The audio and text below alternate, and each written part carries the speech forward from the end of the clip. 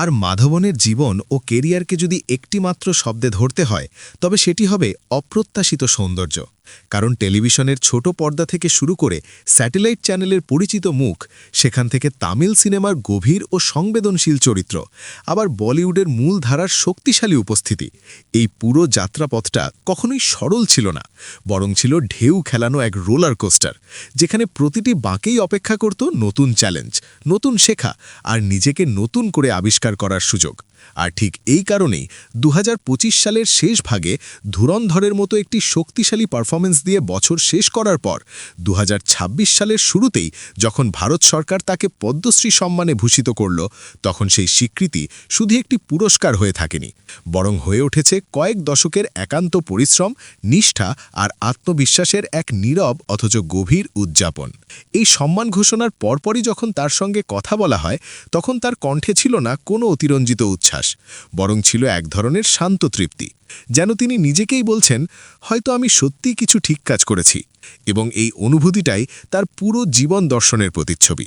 কারণ মাধবন বরাবরই বিশ্বাস করেছেন যে অভিনয় তার জীবনের একমাত্র পরিচয় নয়, বরং জীবনের রঙিন অথচ অনিশ্চিত এক অধ্যায়, যেখানে স্থিরতা খোঁজা বৃথা, যেখানে ঝুঁকি নেওয়াই আনন্দ, আর যেখানে প্রতিটি চরিত্র এক একটি নতুন অভিযান।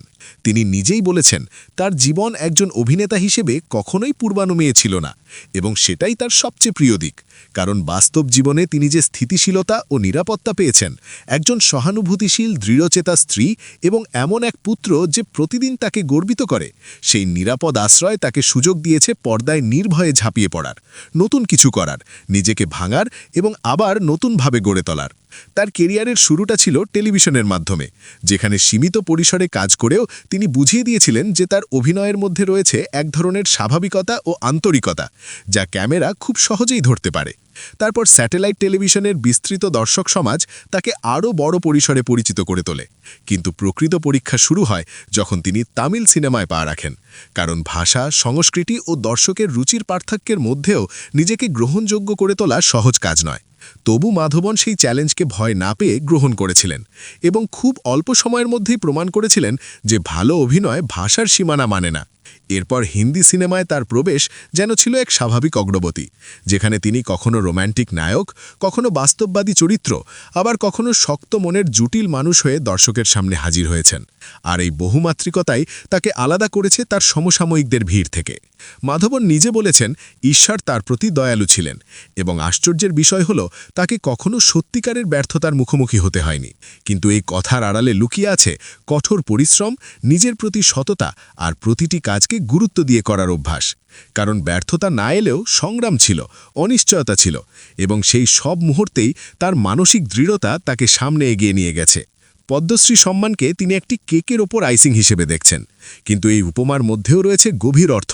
কারণ এটি এমন এক স্বীকৃতি যা কেবল জনপ্রিয়তার জন্য নয়, বরং দীর্ঘদিনের অবদান, প্রভাব এবং শিল্পের প্রতি দায়বদ্ধতার জন্য দেওয়া হয়। আর এই সম্মান পাওয়ার পর তার পরিবারের সঙ্গে উদযাপনের মুহূর্তগুলো ছিল নিঃসন্দেহে অত্যন্ত ব্যক্তিগত ও আবেগঘন। কারণ তিনি নিজেই স্বীকার করেছেন যে তারা কখনো এতটা সুখী ছিলেন না। তবে এই সুখ কোনো থেমে যাওয়ার সংকেত নয়, বরং নতুনভাবে শুরু করার প্রেরণা। কারণ মাধবনের বিশ্বাস, পদ্মশ্রী তাকে এক ধরনের নতুন জন্ম দিয়েছে, যেন তিনি আবার শুরুতে ফিরে গেছেন, নতুন চোখে নিজের পথ দেখছেন, নতুন উদ্যমে সামনে এগিয়ে যেতে চাইছেন। এই অনুভূতি একজন প্রতিষ্ঠিত অভিনেতার মুখে শুনলে বোঝা যায় যে সাফল্য তাকে আত্মতুষ্ট করেনি, বরং আরও কৌতূহলী করে তুলেছে, আরও বেশি শিখতে, আরও ভালো কাজ করতে উদ্বুদ্ধ করছে। এবং সম্ভবত এটাই তার সবচেয়ে বড় শক্তি, নিজেকে কখনো সম্পূর্ণ বলে মনে না করা, বরং প্রতিটি অর্জনের পরও মনে করা যে যাত্রা এখনও শেষ হয়নি, সামনে আরও অনেক গল্প বলা বাকি, আরও অনেক চরিত্র বাঁচিয়ে তোলা বাকি, আরও অনেক দর্শকের হৃদয়ে পৌঁছানো বাকি। আর ঠিক এই কারণেই মাধবনের পদ্মশ্রী সম্মান কেবল অতীতের স্বীকৃতি নয়, বরং ভবিষ্যতের প্রতিশ্রুতি, যেখানে একজন পরিণত, অভিজ্ঞ অথচ চির কৌতূহলী অভিনেতা আমাদের আরও বহু বছর ধরে নতুন নতুন রূপে, নতুন নতুন গল্পে চমকে দেবেন। এবং দর্শক হিসেবে আমরা জানি, এই যাত্রার সবচেয়ে সুন্দর দিকটি হল তিনি নিজেও এখনও বিশ্বাস করেন তার সেরা কাজগুলো হয়তো এখনও আসেনি।